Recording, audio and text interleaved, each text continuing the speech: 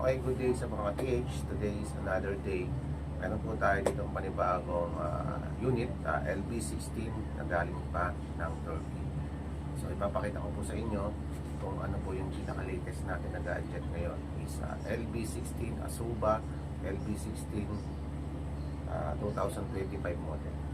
So meron po siyang laptop. Ito po, brand new na ang kasama niya po is power bank and ang ating unit, system unit. Ito po ang ating system unit. Napakaganda. Yan. Yan po yung napakagandang unit. So makikita po natin yung mga gilid dito. Dito yung power button. And then dito po yung USB. Ito po yung USB. Ito ilalagay. And ito yung fuse. May fuse po dyan. Sa gilid naman, dito po yung tinatawag natin yung laser. At may kita rin dati natin dito yung thermal scanning tsaka magnetic scanning. At dito po yung ilaw ng laser.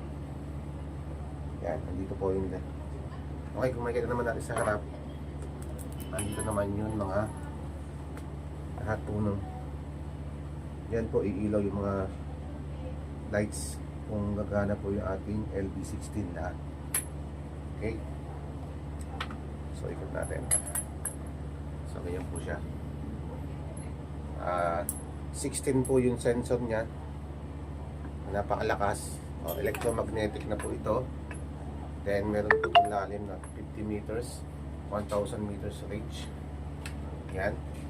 So ngayon ating subukan at ipapakita ko po sa inyo kung ano po ang gandahan sa LB6 na ito. Ito po ay isang ultramagnetic na nakaka-detect po ng mga bagay na nakabaon ng matagal na panahon, katulad ng mga gold, mga precious metal na matagal na panahon na nakabaon sa ilalim ng lupa. Mabilis siyang ma-recover or makita sa ating system. Diyan. Okay, so tuloy natin. So continue. Ito po is isang wire na nakay sa power bank, nakakabit po.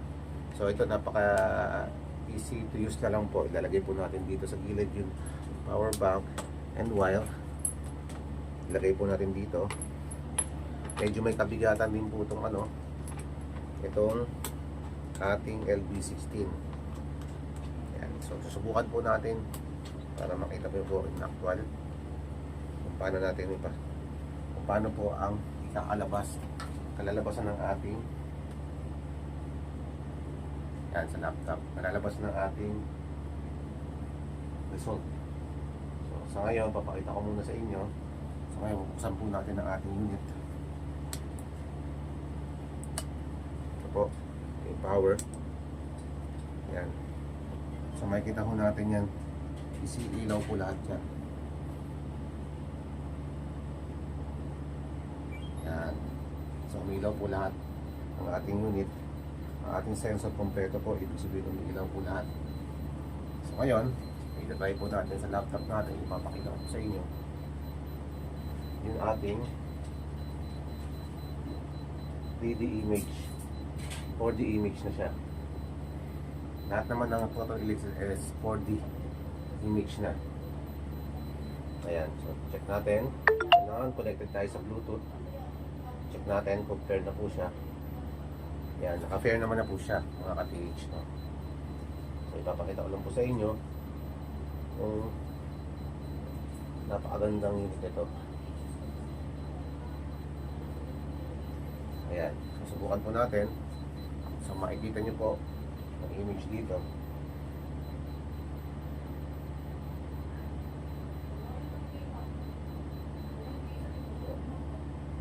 Yan po siya.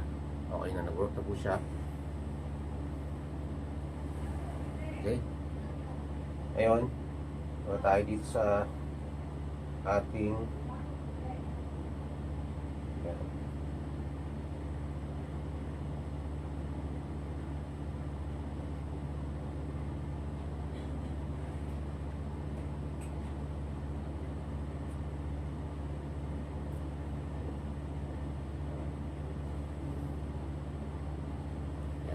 hawakan po natin.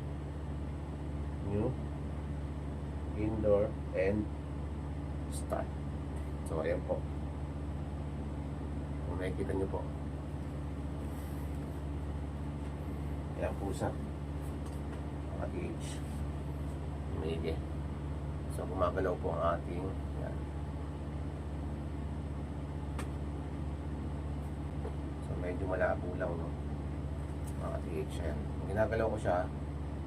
Gumagalaw din po yung ating tap-tap ng image. So, makikita po natin. Ganyan po siya. Mga TH. Ayan.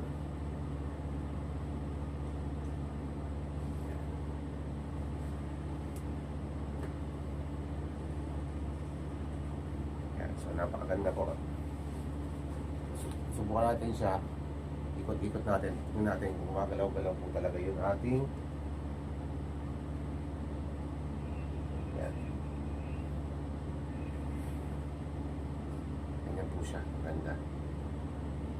Medyo may kabigatan din po ang ating LB16. Ayan.